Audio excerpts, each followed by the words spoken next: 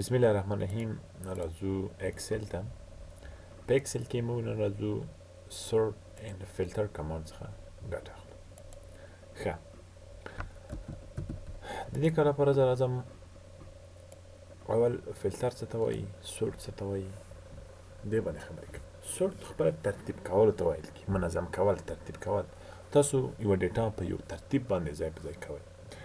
دلته که تاسو فکر وکړئ، مثلا نمونه دي چې مثلا ځینې په A شروع شوي دي، مثلا په B شروع شوي، همداسې په C D. غواړئ دا په یو ترتیب باندې ځای په ځای کړئ، نو کوم څه نه کار اخلئ؟ سورت اینډ فلټر. سورت ته راځو.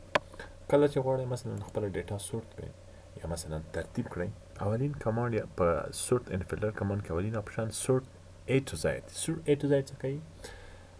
تاسو ډیټا د A نه تر Z پورې ترتیبوي. که په دې باندې کلیک کوم، هغه ډیټا چې مثلا دې سیلونو کې ما سره ده، هغه د A نه تر Z پورې په یو منظم ترتیب کوي.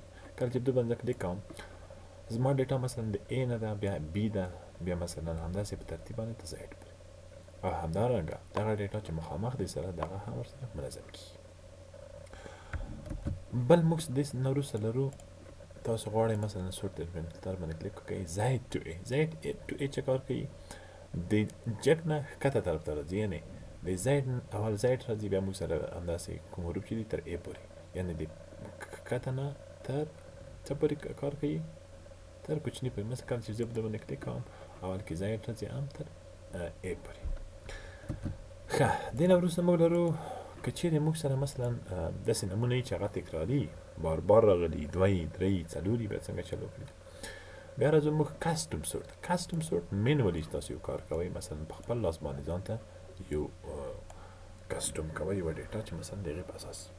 کله چې دا چارت موږ سره خلاصي، دلته سورت لیکلی دی، نه وروسته راځو سورت بای. د څه شي په اساس غواړئ دا خپله ډیټا مو منظمه کړئ. دلته راځو دې نه وروسته سورت بای باندې کلیک کوو. ښه، کله چې دا چارت موږ سره خلاصي، وایي سورت بای د څه شي په اساس غواړئ خپله ډیټا منظمه کړئ یا ترتیب کړئ. زه ورته وایم کوم کالم؟ دلته زه غواړم کالم نیم کالم کې چې کوم ډیټا ما سره د هغې په اساس باندې منظمه کړي. نیم په اساس باندې منظمه کړي. څنګه ډیټا غواړئ؟ زه غواړم A to Z مثلا منظم شي. ښه، کله چې دې ته راځو، مثلا دلته موږ سره دی د څه شي په اساس غواړئ خپل ډیټا منظمه کړئ؟ A to Z غواړئ که Z to A غواړئ؟ زه ورته وایم چې A to Z ده. مثلا A راشي، بیا B، بیا مثلا C همداسې په ځای. دې نه وروسته غواړو که چېرته تکراري نمونه یې مو سره، بیا څنګه چل وکړي؟ بیا زه اډ نیو لیول ګټه اخلم. دې نه وروسته بیا راځو، کله چې دغه ډیټا منظمه شوه، دین بیا څه کار وکړي؟ بیا هم وایم ډیټا منظمه کړه. په کوم کالم کې؟ په نیم کالم کې.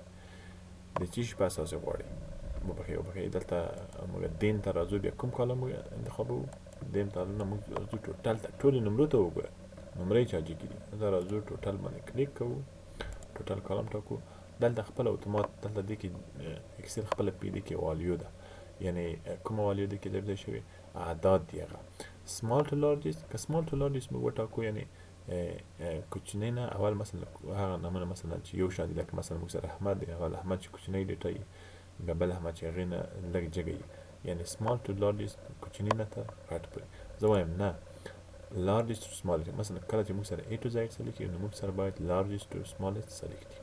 کله چې زه اوکې کوم، اوس وګورئ احمد موږ سره ډبل احمد، دوه ځلې موږ سره احمد شته، خو اول هغه احمد راغلی کوم چې نمرې جګې دي، بیا موږ سره هغه احمد راغلی چې د هغې نمرې دې نه کښته دي. همدغسې نورو ډیټا موږ سره کوم چې مثلا دا څه ده، ترتیب ورکړل شوی، په هماغه اساس باندې ځای په ځای شوی ده. دا موږ سره په سورت کې A to Z او Z to A. دې نه وروسته راځو فلټر ته. فلټر څه کار کوي؟ فلټر اوس دې نه مخکې هغه ډیټا چې په هغې باندې مثلا هغه کالمونه یا مثلا هغه ډیټا هغه کالمونه چې په هغې ته مثلا د هغې په اساس باندې کله ډیټا منظم شوې، دې قسمت کې وګورئ مثلا یو وکتور لري، یعنې چې په دې کالم او ټوټل کالم باندې موږ سورت اجرا کړی یا ترتیب اجرا کړی. د دې نه وروسته موږ لرو فلټر. فلټر څه کار کوي؟ فلټر مثلا که چېرې زه فلټر باندې کلیک کوم او اوس ما سره فلټر فایل دغه اپشن چې کوم راځي دا ما سره فلټر دی. ښه، دلته که چېرته زه نه وروسته زه فلټر غیر پار کوم یا کلیر فلټر کوم، نو کلیر باندې کلیک کوم فلټر کلیر کی. دې نه وروسته موږ راځو فلټر بیرته فعالوم او بقیه فلټر بیرته له منځه وړم. دلته راځئ دې ته خپله فلټر ویل کېږي. مثلا دلته راځئ آی ډي کالم ده، په آی ډي کې زه غواړم هغه کسان د ما سره وي چې صرف د هغې آی ډي مثلا H001 وي. دې باندې کلیک وکړئ. دې ډیټا کې به تاسو سره هغه کس به ښکاري کوم چې آی ډي مثلا H001 ښه. که دې نه مثلا غواړئ بین یې فلټر بیرته له منځه وړئ، دې نه د ټول سلیکټ آل باندې کلیک کوئ او دا هم ټوله ډیټا ته ښودل کېږي. راځو فلټر آل فلټر مثلا دې ټول نه وروسته موږ انشاءالله په راتلونکو درسونو کې وایو کلیر دی اپلای. دې نه وروسته انشاءالله موږ ډیټا کې وایو، ډیټا کې موږ مثلا فلټر لرو کلیر اپلای. اوس یوازې همدومره وپوهېږئ چې فلټر دغه علامې چې کوم دي ته چې وایي کېږي فلټر ویل کېږي. راتلونکو درسونو کې انشاءالله په ډیټا مینو کې موږ باندې مفصل بحث کوو.